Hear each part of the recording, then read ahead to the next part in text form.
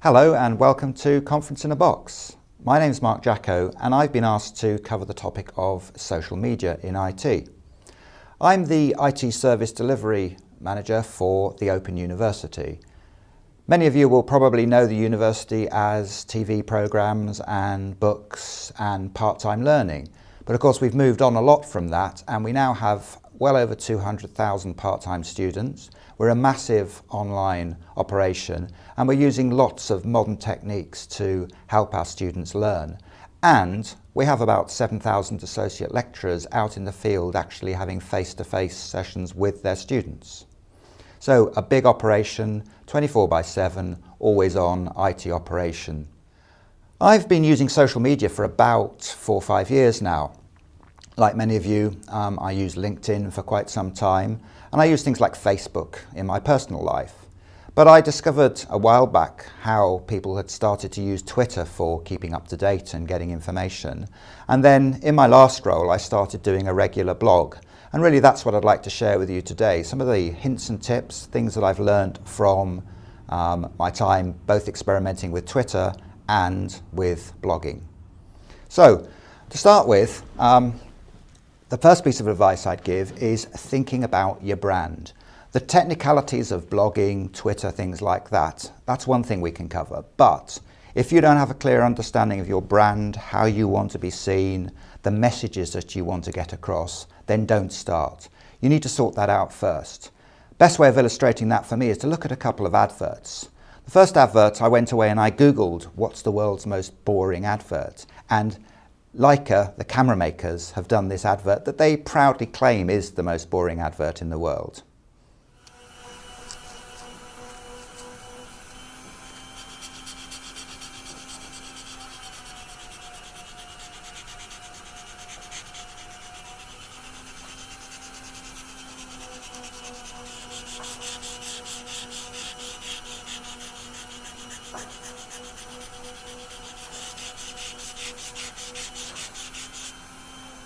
So I think we've probably seen enough of that advert to get the point, and I'm sure you don't want to watch the remaining 42 or 43 minutes of camera polishing that's likely to follow.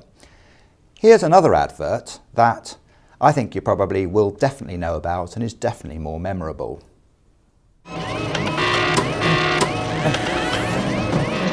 Sergey, my office!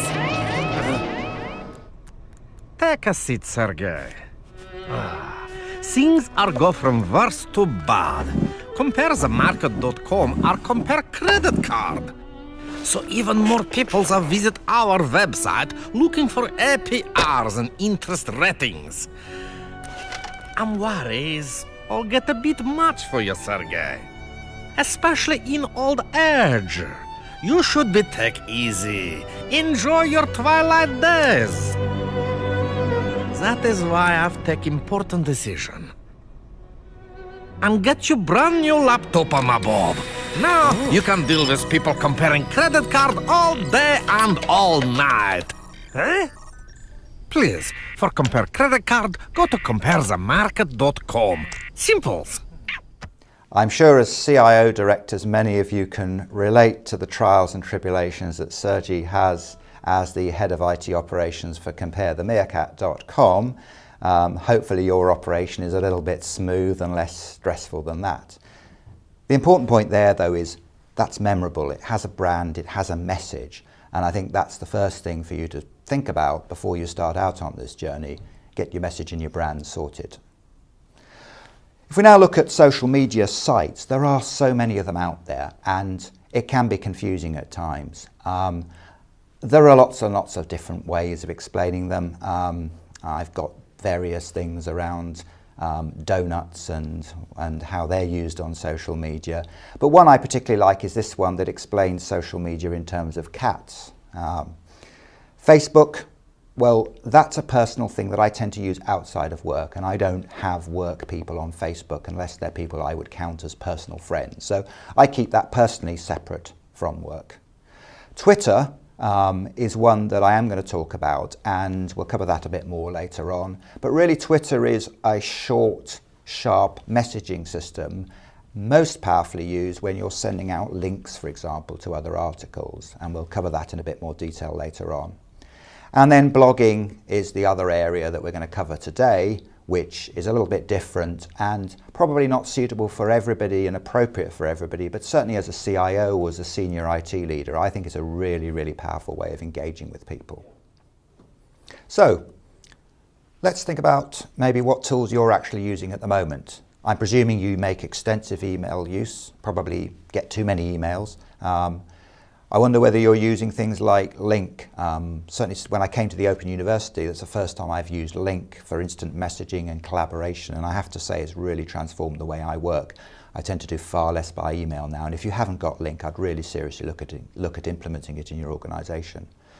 Most of us will probably use LinkedIn for the traditional purpose of having your CV out there and visible. But actually the main use for me for LinkedIn is for actually maintaining my network of contacts and getting in contact with people perhaps in other industries or in the same industry as me. So when I start at the OU, very, very powerful tool to make contact with other people doing my role in other universities to share best practice. Twitter, I use that. A number of us will probably be using that, and I'll touch on that later on. Facebook, as I said earlier on in my presentation, for me is a personal thing. I only use it for personal friends. That's not a strict rule. The thing about these tools is you need to find the best things for you and the way you want to use them. I know people that use Facebook in a work context as well, so it's what works for you. And then we get onto the subject of blogging. So blogging for me, I suspect some of us will from time to time read blogs. You'll often see blogs coming by on LinkedIn and things like that. And then a few of us probably are writing blogs. And you know, if I give you one message, for me, I found blogging has been a really, really powerful way of engaging with both internal people in IT and others that is a bit more informal and easier for people to relate to than, say, big stand-up presentations or, for example, you know, the newsletters that are always full of sort of maybe slightly sanitized good news that everybody doesn't really like reading. So those are the different tools, and today we're going to focus on Twitter and blogging. So let's move on to Twitter now in a bit more detail, and this is my personal take on Twitter. As with all of these things, there's no right way of doing it. This is just what I've discovered. You may well find better and different ways to use it than I have. So I started in 2009 and I didn't do much with it for about a couple of years. I didn't really get the point of just seeing that Johnny had had a cup of coffee in the morning and that somebody's cat wasn't feeling very well. But really I started getting the point of Twitter when I followed useful people in my industry, people that I respected, or things like CIO Weekly or Computer Weekly and magazines. And it became my news source and my source of information. The way that Twitter works is that you create yourself an account and then you start following people. And it's really down to who you follow as to how useful the Twitter feed is for you. So when I, for example, started the Open University, I had a look around at who in the academic sector were influential. I followed things like the Times Higher Educational Supplement. I followed a few of the key professors and academics at the university and their Twitter feeds. And through that, I started really learning about what was going on in my industry. I've also been following feeds from things like Computer Weekly and technology magazines, and that's how I keep up to date with the news around what's going on in the industry. So all the stuff around the Apple launches and other product launches, I tend to get my information through my Twitter feed. Twitter itself can be a bit daunting. So really the thing to bear in mind is that it is a microblogging site, and you know, it's all about links to articles. And in time, you will start sharing information. But to start with, it's best just to create an account and maybe start following some people. And as I say, it's an instant personalised news feed based on the material that the people you respect and follow feel is appropriate to post and publish. So you're seeing the stuff from people that you respect, their opinions and their judgments. I think really the point at which I got Twitter properly though was when I discovered a little app called Flipboard, and that was on my iPad. And as with all of these things, I was talking about it and somebody showed me this. And what Flipboard does is it turns my Twitter feed into essentially a personalised newspaper. And I can flip through the pages on my iPad and I can quickly read interesting articles. The other way I keep up with Twitter is just on my smartphone, and I have the Twitter app on my smartphone, and if I've got 2 minutes spare between meetings, or if I'm sitting through something that I don't have to be totally concentrating on, I will actually have a quick look through my Twitter feed, and if there's any interesting things in there, I'll have a quick read of them. So, you've got the flavour of Twitter, and we've just shown you what Flipboard looks like. So some practical steps to get started on Twitter. Well, first of all, be brave, set yourself up an account.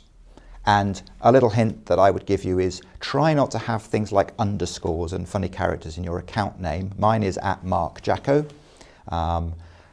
The underscores are a bit difficult because when you're trying to type them in on a smartphone or something like that, you need to go through 2 or 3 key sequences to get to some of those characters.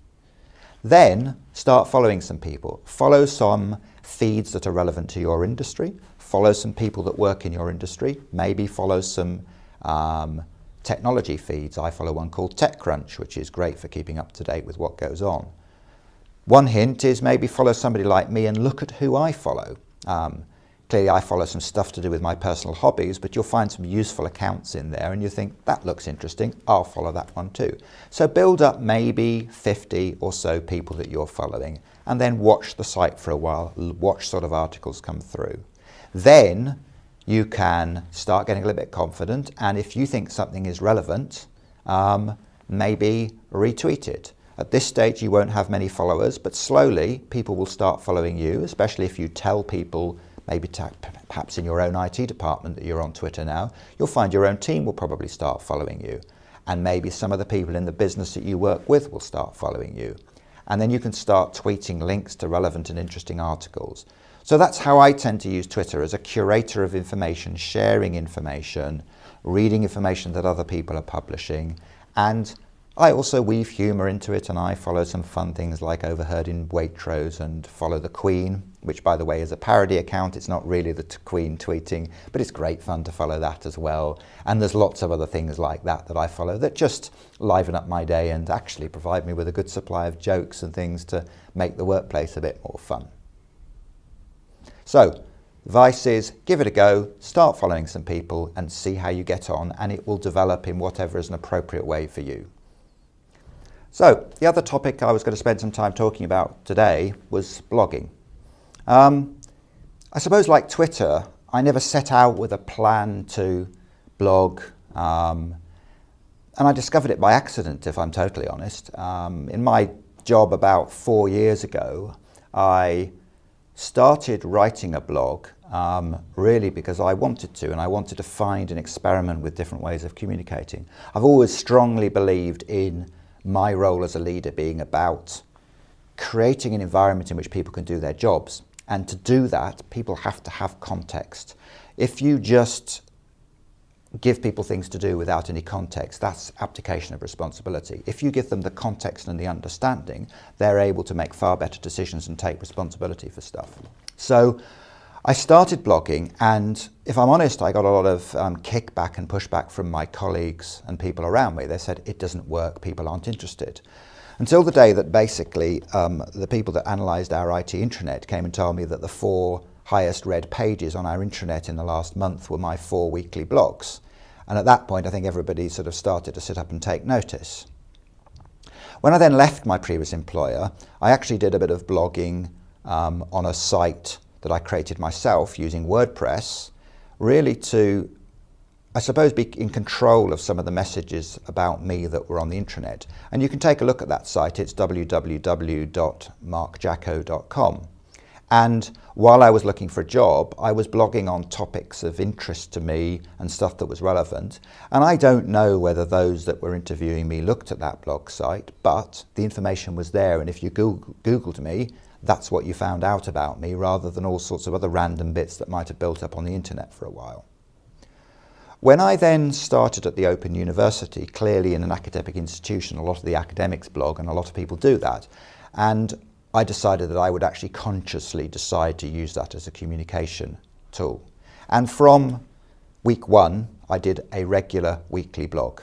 Initially it was first observations, and then as I started forming my strategy and my views, I started blogging about that. I actually targeted it initially at my own internal IT staff, and that's where it started. There's about 250 people in the IT department here, 250, 300 people. So that blog went out to them each week. Interestingly, as it developed, the topics started developing. So I started talking not only about my own strategy. If we'd had a particularly good week or a bad week for service, I would be very open and transparent and do a blog on what went wrong that week. And I started finding that a number of people from around the university were reading it, and they liked the openness and the transparency. And a lot of people have fed back and said, look, you know, when something goes wrong, we understand that, and because you're explaining it, we can see what's happened and we know that you're doing something about it. And then I also found I started using the blogs to write about topics such as how to use some of the tools like Link. It amazes me that across the university we have some great tools here, but they're not used as well as they could be. So I started writing how-to and hints and tips type blogs that also then got put on our own IT intranet under our sort of frequent guides and sections like that. So really the use of the intranet has built up, or the use of the blogging site has built up quite significantly. And I now actually circulate that blog to about 150, 200 people across the university. And typically in any week I will get anything between 150 and 250 people reading my blog. So it's quite widely read. So it's turned out to be very, very successful, I think, in terms of engaging people in a different way, perhaps to, you know, these big stand-up briefing sessions that we may run, or, for example, newsletters. Now, don't get me wrong, I think those all have a place, but I think blogging is a particularly informal channel in which you can possibly say a bit more really what you mean, and although it's written in a style that is maybe more chatty, more interactive, and provides links to other material, and maybe you can say things that you perhaps wouldn't say in a formal crafted announcement about an organisational design change, for example, or in an article in a newsletter. Right, so that's a little bit about how I got started and how I've developed my blog site. So how do you get started doing this sort of thing? There's a technology bit that you do need to sort. You need a platform to put your blogs on. There's lots of them out there. WordPress is one I've used. It took me a couple of days to get the hang of WordPress and set up a site. You may well have somebody in your IT department that knows how to do that sort of thing. You can host WordPress blogs on a public site, or you can set them up internally. SharePoint also has a blogging capability, so you could set up a SharePoint site if you're running a SharePoint infrastructure, either SharePoint 2010 or SharePoint 2013. You can absolutely do blogging on that, and it's got some very clever tools where people can subscribe to alerts and things like that. So, you know, work with your own IT department, find somebody that knows about this sort of thing and actually get them to set the site up for you. Then, having done that, you need to start thinking about your content. First of all, think about your brand. You know, we talked about that earlier on. Is your style brand one of an engaging CIO? Are you the type of CIO that's out there facing off to the business, or type of leader that, you know, wants to work fairly distant to your teams? Do you want do you want to create this as a channel to get people to comment on your articles or your thoughts and actually generate other people discussing the thoughts? Do you want it to be jokey and humorous? I weave quite a lot of humour and jokes and stuff like that into mine. In fact, sometimes I will do a blog that is completely just a picture with a caption competition, and we'll do things like that. Because in a support role, life can get pretty hard at times, so a bit of light-heartedness to liven things up actually helps things no end. I've got a current blog running that is a picture and a caption competition with people all sending me in various answers to questions, and in that humour you actually get an interesting take on what people are feeling like and what working in your department is like. So think about your brand, think about your messaging. You know, what are you going to use this blog for?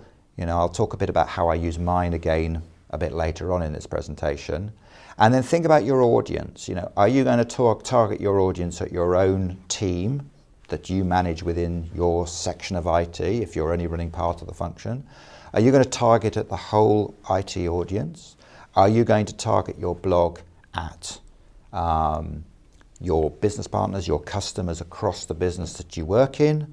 Or are you going to target your blog maybe widely across the industry because you're a recognised industry leader in certain subject areas? You know, only you can work that out, and it's different for every one of us. You know, I've worked out what works for me. The answer will probably be a bit different from you. So Think about your brand, think about your audience, and then think about some of the messages and think really about how to make your blog interactive. It's a means by which people can discuss things rather than just you talking about your opinions and thoughts. The next stage is really make some time. People often ask me, how do I make the time to do this? I'm busy enough already. I think it's about a choice as to what you spend your time on. So this isn't about something extra to do. I think this is a core part, in my opinion, of a really good, well-formed communication strategy. So if you feel that your role leading an IT function or a part of an IT function is to communicate and engage with your team and your customers, I think this is a really powerful way of doing it. And I'm doing this instead of some other activities. One thing I would absolutely say is write it yourself. You cannot have somebody else writing your blog. People will see through that immediately. You know exactly who are the blogs that are written by the PA or somebody else or the comms person for the CIO versus the blogs that are written by the person themselves. So my strong piece of advice is write it yourself and make the time. And in fact, that discipline for me every week, thinking what I'm going to write, makes me think about what my messages are, what I'm communicating to my team. So it's good discipline to do it. And actually in my job, I go around looking for ideas and I'm thinking about what I might be covering in my blog the following week.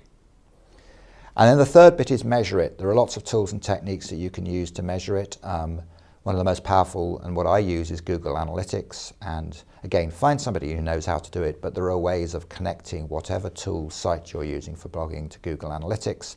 And that can give you a complete in-depth of analysis of real-time views, who's looking at which pages, which blogs are read by most people, so you can see which blogs are actually interesting, and you're getting really, really good feedback about what works and what doesn't work, and then you can adjust your content and also get people to tell you what they think about it and give you ideas and talk to you and be honest with you about which ones work, which things don't work, which are the good blogs, and how perhaps you could improve it and change it. So let's wrap up this section just with a summary of a few hints and tips around blogging. First of all, style. It's got to be authentic. It's got to be you. It relates back to the branding, what you stand for, the way that you communicate. So make it you, make it authentic, and really don't get somebody else to write it because it will be so obvious that you're not doing it yourself. Secondly, make sure they're regular. There are differing views on this. Some people say they shouldn't be. My view is I think it works better for me personally to have that regular slot that says I know I've got to do a blog. The advice I've been given is always put them out on a Tuesday, Wednesday or Thursday. Don't know why. I think there's research that says that Fridays and Mondays don't work. People read them less on a Friday or a Monday. So I tend to aim for about Thursday lunchtime, and I'll write it at some point during the week and just tweak it before I send it out on Thursday, sort of around lunchtime. Keep them short, ideally no more than 3 or 4 paragraphs. Put a few links in there if there's information you want people, if they're interested in the topic, they can go and follow some links and read a bit more about it. But if you're having to scroll down the page to read the end of the blog, people don't tend to. They tend to read what comes up on the screen in the first place and stop at that point. So your first paragraph has got to get across the point and the key message of the blog, because in a lot of summarization tools, that's what people will see. And I'd keep it to 3, 4, 5 paragraphs, fairly short and punchy. And if need be, spread the topic over 2 or 3 weeks. That's how you can quite easily get, regular around producing a blog every week. Variety of content. I suspect there'll be different views on this. You'll have to work out, I think, what works best for you. I tend to have 4 different types of blogs. I'll have my sort of service update blogs, particularly if I've not had a very good week on service and stuff has gone wrong. I will do a blog on what actually was the background and what we're doing about it, so all my business partners have got confidence we're on top of things, and we're going to work hard to make sure that that particular type of incident doesn't occur again. I'll do blogs on success stories. So we've just, for example, finished a major desktop re-platforming program that's put about 3,500, 4,000 new PCs out there. Got rid of XP. A completely centrally managed platform. So from time to time I've done both updates on that project because it affects pretty well everybody in the business, but also, talked about some of the good news messages about some of the things that we've done. I'll do blogs, for example, on interesting meetings, especially in the early days when I was meeting people. You know, I've met somebody that's doing some really interesting stuff. Why keep that information to myself? It's great material just to write a quick blog when you've come out of a meeting with somebody that's told you all about what their area of the business is doing. They feel great because they're getting some publicity about what they're doing. You've got a topic for a blog, which is, you know, what does this department do? Why is it important? And maybe put an IT slant on it. So this is what we do in IT to support this department, and this is why what these particular systems do is so important, because that links back to our ultimate customers in our business. So those blogs are a great way of, you know, your back office IT people understanding their connection right through to the customer and the impact of what they do on the customer. So I do that type of blog from time to time. And then I'll do blogs on hints and tips. You know, I'm very much on a campaign, if you like, here at the OU in terms of helping my business partners and people dotted around the university make really good use of the tool. So I'll often do blogs on a couple of features. You know, so I've done blogs on how to keep your inbox in your email down to 0, how to archive email, how to set up a conference call meeting using Link rather than using a BT conferencing bridge. So things like that, I do little blogs on that from time to time, and that keeps my non-IT audience especially interested. But the message to my IT audience is we need to know about these things, and we need to be showing our business partners how to use all this technology that we're giving them. Next point I would say is think about the content. Think about yourself as maybe curating content, sharing content. You know, good blogs often have many links to other things in them, so that basically if people are interested in the topic, they can follow up and read more. So some of the links and information that you've found, maybe through your Twitter feeds, you can actually put into your blog. And vary the formats. You know, I can tend to sort of slip into just writing very wordy blogs, but put pictures in there, you know, and various different types of formats. So, you know, as you can see, you know, we all know that the internet, you know, the number 2 use of the internet is, as far as I can work out, is sharing pictures of cats and videos of cats. And of course, we all know what the number 1 use of the internet is. So, you know, put pictures in there, put links in there to other sites. And lastly, keep going. It does take time to build up followers. You know, the readers will be fairly small. Encourage people to give you feedback, and don't lose heart. Keep going, because as I say, I got a lot of stick when I started until the stats started building up and people realized this was a really powerful means of communicating to people.